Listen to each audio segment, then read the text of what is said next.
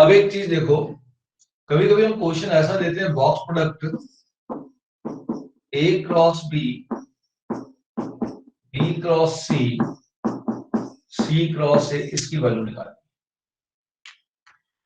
A cross B cross C, C cross A का भी cross box product निकालना है। What is the definition of box product? इन दोनों का क्रॉस करूंगा, ए क्रॉस बी क्रॉस करूंगा बी क्रॉस सी से, और ये जो मिलेगा इसका क्रॉस करूंगा सी क्रॉस, सॉरी इसका डॉट करूंगा सी क्रॉस। ये डेफिनेशन बॉक्स प्रोडक्ट की, box product of these three. तो पहले दो का क्रॉस, तीसरे वाले से डॉट। अब जैसे ही पहले दो को क्रॉस किया तो ध्यान से देखिए, चार वेक्टर का क्रॉस प्रोडक्ट लग गया। ये डेफिनेशंस को ध्यान होनी चाहिए, क्वेश्चंस के अंदर यूज होते रहेंगे। ये चार वेक्टर क्रॉस प्रोडक्ट, और ये मैक्सिमम कॉम्पिटिटिव एग्जाम में पूछा गया है। इसका डायरेक्ट रिजल्ट है जो अभी आप याद कर लो। ठीक है, चार वेक्टर क्रॉस प्रोडक्ट हुआ तो फिर बाहर वाले का दूर वाले से डॉट।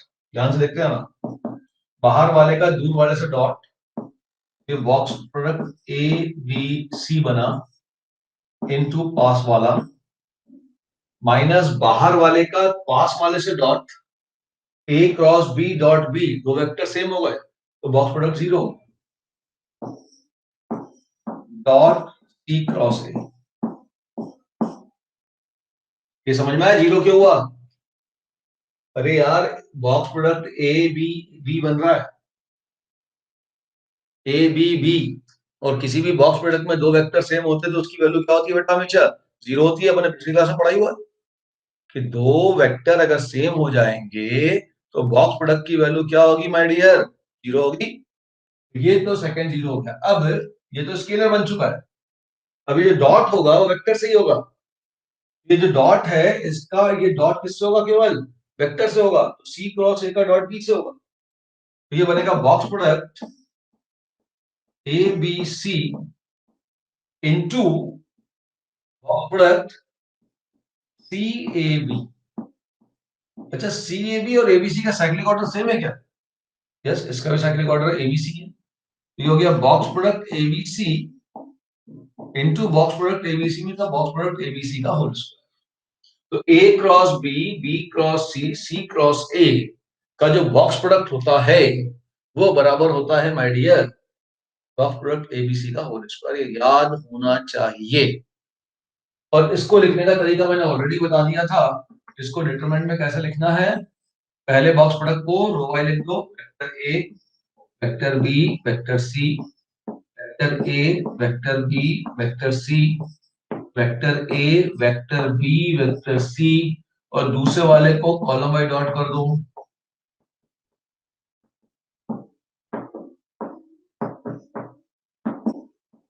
सिंपल काम करना है। और इसको बाद में और हमने कॉस अल्फा समय लिख के बता दिया था। रेसिप्रोकल वेक्टर क्या होता है देखो,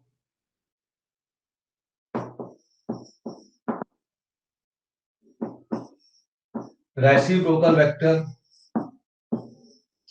अगर ए कोई एक वेक्टर है और इसका अगर मैं एक दूसरे वेक्टर से डॉट करूं जिसको मैं ए डैश से रिप्रेजेंट कर रहा हूं, और अगर ये डॉट प्रोडक्ट वन हो जाए,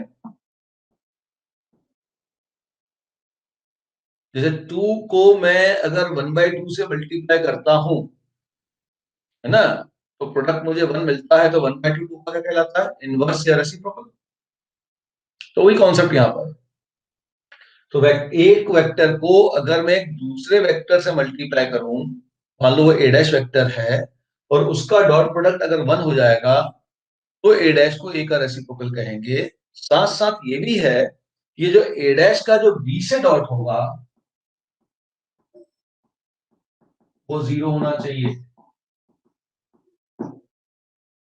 इस कंडीशन को जो ए डैश वेक्टर सेटिस्फाई करेगा कि ए डैश एक ऐसा वेक्टर है जिसका ए से डॉट तो वन है लेकिन बी और सी से डॉट जीरो है, उस वेक्टर को हम रेसिप्रोकल वेक्टर कहेंगे। अब वो ए डैश निकालेंगे कैसे? देखिए, ए डैश का डॉट ये है और इसके प्रोडक्ट जीरो है। तो देखिए, ए डैश का अगर बी से डॉट जीरो है, इसका मतलब ए डैश जो है वो परपेंडिकुलर टू बी है, और ए डैश का सी से डॉट भी जीरो है, इसका मतलब ए डैश जो है परपेंडिकुलर टू सी भी है। तो ए डैश बी और सी दोनों पे परपेंडिकुलर है।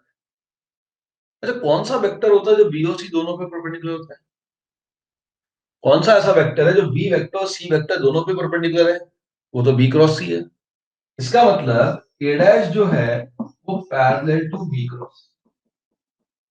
इसका मतलब vector A dash is some scalar multiple of B cross. अब ये स्केलर निकालना चाहता हूं, देखिए स्केलर कैसे निकालूं। तो मैंने कहा एक काम करो, इसका ए से डॉट करो, ए डॉट ए डैश, ठीक है। तो जाएगा लैम्डा इंटू, हो जाएगा box product ABC. A dot A dash कितना है? 1। तो 1 is equal to lambda into box product ABC.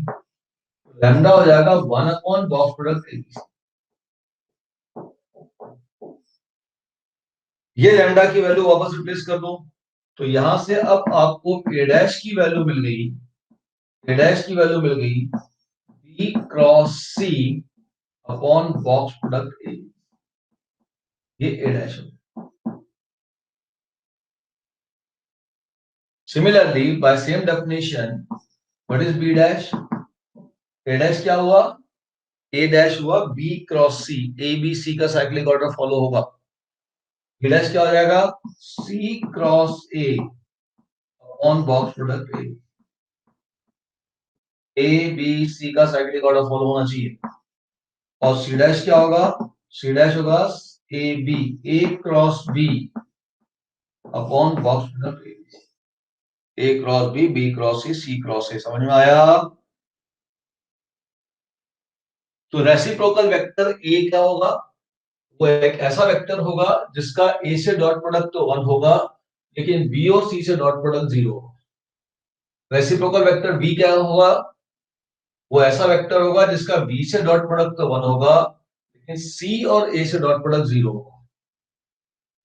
इसको अगर हम लेके सॉल्व करते हैं तो वेक्टर ए डैश जो बनता है वो बनता है B cross C on box product A B C ना। ए से डॉट करके देख लीजिए, ये तीनों कंडीशन सेटिस्फाई कर रहा है वेक्टर, ध्यान से देखो।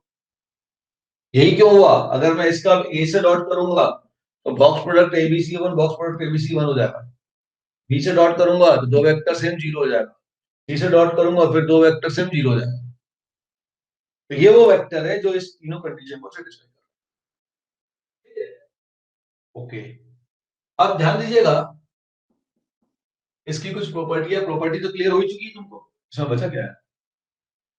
हम बहुत बार क्वेश्चन ऐसा देते हैं कि भाई जो ये रेसिप्रोकल वेक्टर है, इस रेसिप्रोकल वेक्टर का बॉक्स प्रोडक्ट क्या होगा बताओ। हम क्या पूछते हैं आपको, इस रेसिप्रोकल वेक्टर का बॉक्स प्रोडक्ट क्या होगा?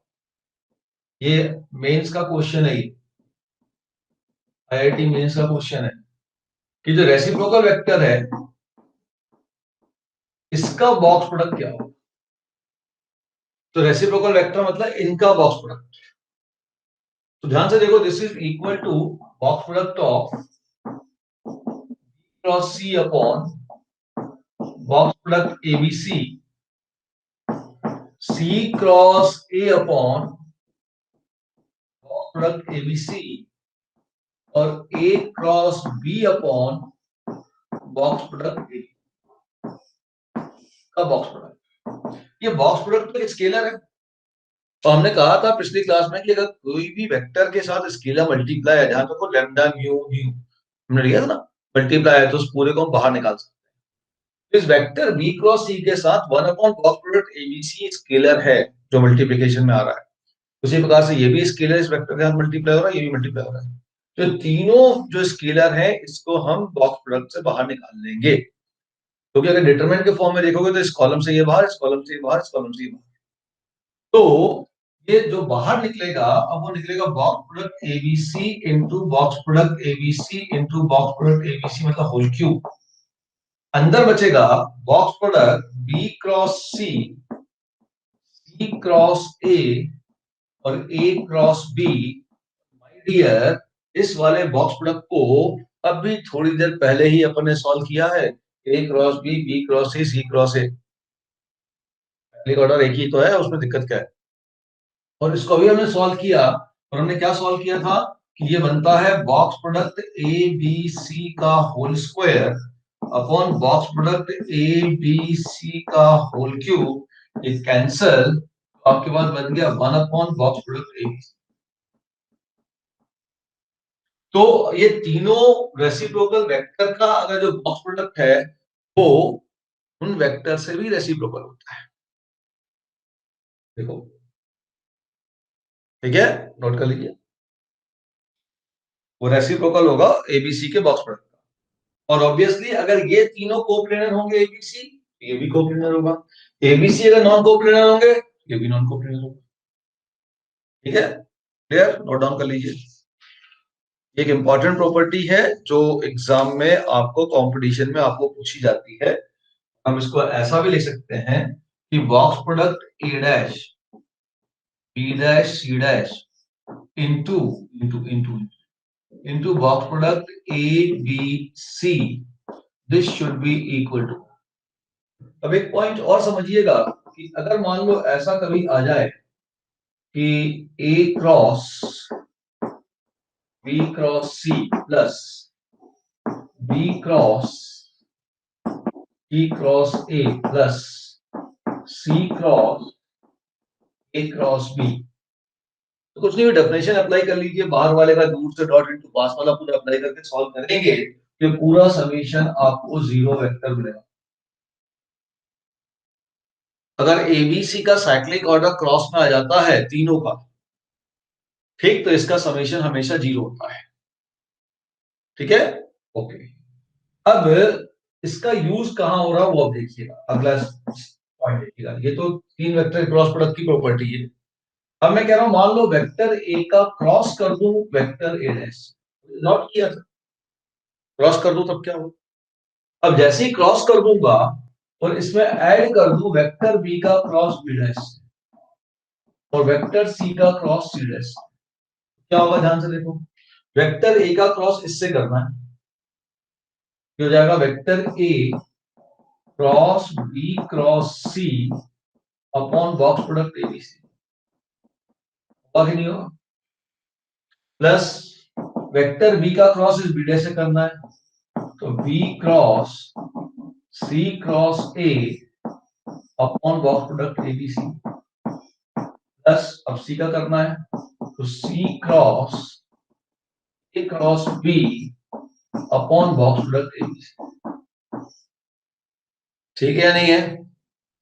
अब देखो बॉक्स प्रोडक्ट एबीसी जो समय से बाहर कर लो, अपॉन बॉक्स प्रोडक्ट एबीसी आ गया, और अंदर का जो वेक्टर बना वो आपका ऊपर वाला वेक्टर बना जीरो बन गया। A cross B cross C plus B cross C cross A plus C cross A plus B, पूरा जीरो हो जाएगा।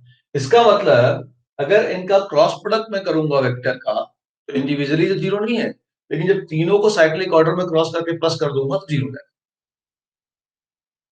ठीक है, क्लियर। अब कभी कभी हम क्वेश्चन बहुत सिंपल देते हैं, बताओ भाई vector A plus B plus C का अगर मुझे डॉट करना है A dash plus B dash plus C dash से, तो बताइए भाई क्या वैल्यू है, जल्दी से जवाब दीजिए, बोलो क्या आया। तो जल्दी बोलो भाई, टाइम हो गया, सोना नहीं लगता है। हम्म, क्या होगा।